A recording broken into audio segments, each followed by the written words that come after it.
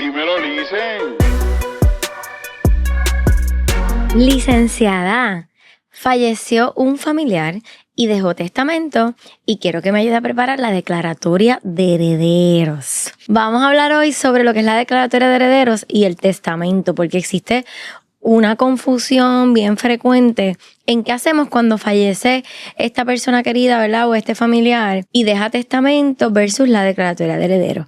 Primero que nada, si la persona que fallece, el causante, dejó un testamento, pues no hay que hacer una declaratoria de herederos, porque la declaratoria de herederos es el proceso mediante el cual se establece el tribunal, ¿verdad? En la regla general del tribunal, establece quiénes son esos herederos, quiénes son esas personas llamadas a heredar que tienen algún derecho sobre la herencia, sobre ese caudal relicto de esa persona que falleció y que no fueron identificadas mediante el testamento. En otras palabras, la declaratoria de herederos se hace en ausencia de un testamento que hace la persona en vida, ¿verdad? El testador, diciendo, estos son mis herederos y así es que yo quiero que se distribuya mi caudal cuando yo no esté. Así que fallece un familiar o fallece una persona querida. Paso número 1 es identificar si esa persona dejó un testamento o no lo dejó. Porque de ahí partimos para saber qué es lo que vamos a trabajar. Si vamos a trabajar con las disposiciones testamentarias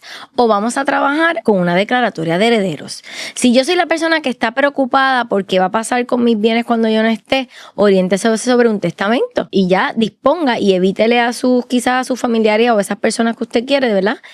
O que quiere de alguna manera que participen en su herencia, eviten el proceso de tener que hacer una declaratoria de heredero o, ¿verdad? No tengo herederos legítimos, nunca me he casado, no tengo hijos, mis padres murieron, no tengo hermanos, pero quiero que mi caudal, que mi herencia pase a manos de fulana o fulano, pues mire, un testamento. En ausencia de testamento, luego que nosotros, ¿verdad? Los abogados solicitamos esa certificación de si hay o no hay testamento. Si no hay testamento, si esa persona no dejó testamento, entonces pasamos al proceso de la declaratoria de herederos. En ese procedimiento tenemos que solicitar certificados de nacimiento, certificados de defunción, obviamente del causante, de matrimonio si estuvo casado y de todas esas personas que están llamadas a heredar, que tienen derecho alguno sobre ese caudal hereditario, ¿verdad? Hasta ahí estamos trabajando con lo que es el testamento y la declaratoria de heredero. Luego vamos al próximo paso. Hay que evaluar. Hay bienes muebles, hay bienes inmuebles. En el caso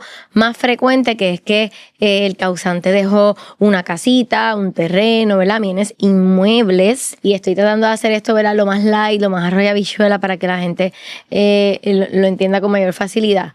Ok, dejó una casita, dejó el terreno. ¿Qué tengo que hacer? Pues luego de yo identificar si hay testamento o si tengo que preparar la declaratoria de heredero, yo tengo que notificarle al registro de la propiedad quiénes ahora son los nuevos dueños después que hayan sido identificados por el testamento o mediante la resolución del Tribunal de Declaratoria de Herederos, que es el proceso más frecuente porque hay otro proceso, pero no es el que la gente conoce mayormente. Hay un proceso de asuntos no contenciosos ante notarios, pero no es del que quiero hablar porque estas no son las preguntas que por lo menos me llegan a mí. Entonces, ¿están identificados? ¿Qué hacemos? Vamos al registro de la propiedad mediante una instancia de derecho hereditario a decirle al registro de la propiedad, hola, fulano falleció y ahora nosotros somos los dueños. Para yo hacer eso, yo tengo que hacer otro proceso adicional.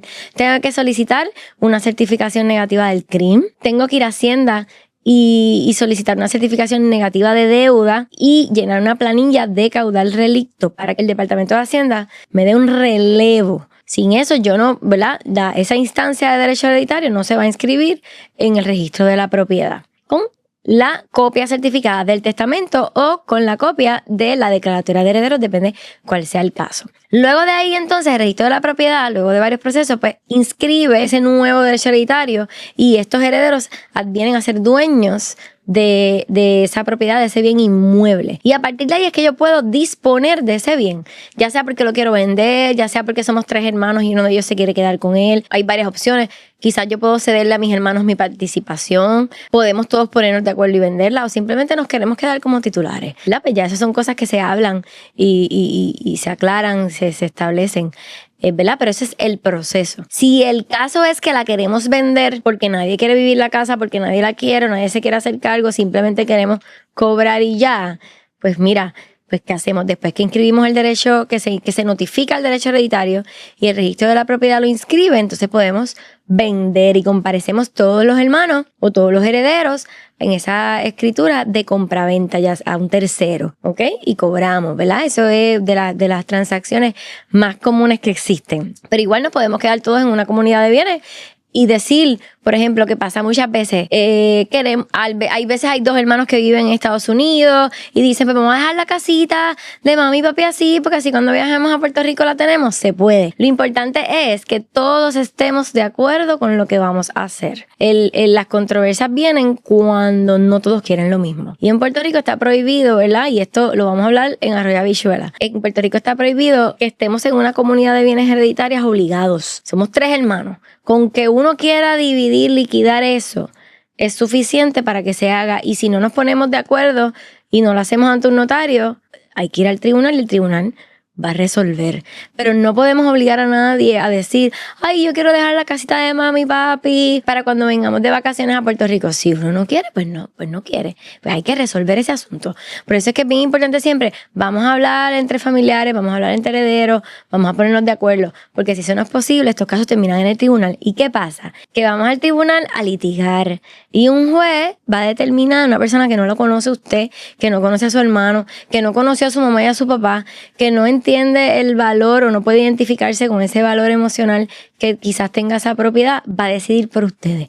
Pues vamos a hablar, vamos a llegar a acuerdo, vamos a ver cómo lo podemos resolver. Esas son, ¿verdad?, las opciones que hay en este tipo de escenario. Así que es bien importante que si ustedes están pasando por esa situación, se orienten. Otro asunto bien importante y que pasa mucho. Somos 3 hermanos, por dar un ejemplo, pero hay 2 que viven en Estados Unidos y no quieren viajar a Puerto Rico porque no les interesa. Pues mira, hay opciones. Esas personas pueden otorgar un Power of Attorney en Estados Unidos. Se envía a Puerto Rico en original para que un notario lo protocolice y lo eleve a escritura pública. Y con ese poder, los hermanos de acá, ¿verdad?, los que nos quedamos acá, podamos resolver y disponer del bien, incluso ya sea para vender o para ceder. Así que siempre hay opciones. Y otro escenario bien común es, no sé, mami y papi tenían diferentes hijos de distintos matrimonios. Ahora nosotros estamos aquí, mami y papi murieron. Hay unos hermanos míos que yo no sé ni cómo se llaman ni dónde están. Pues se puede hacer una petición al tribunal y se puede hacer un proceso para liquidar esa comunidad hereditaria. ¿Qué se hace con esas personas? Se nombran de la manera que podamos bajo juramento. El tribunal en su día aquilata la prueba y esa participación que tenía esa persona sobre ese bien se puede consignar en el tribunal, ¿verdad? Esto en resumen es otra opción más que tienen. Lo que les quiero, ¿verdad?, el mensaje que quiero llevar es que hay opciones para todos los escenarios, por más imposible que parezca, y que a veces no son tan costosas como pudiésemos pensar. Así que si usted está en esta situación, una similar, tiene dudas al respecto, no se quede con la duda, no pierda la casa, oriéntese. Puede comunicarse con nuestra oficina al 787-525-3290, por Instagram en Milagros Rivera Legal y en Facebook en lsda.milagrosrivera. Gracias. Y me lo dicen.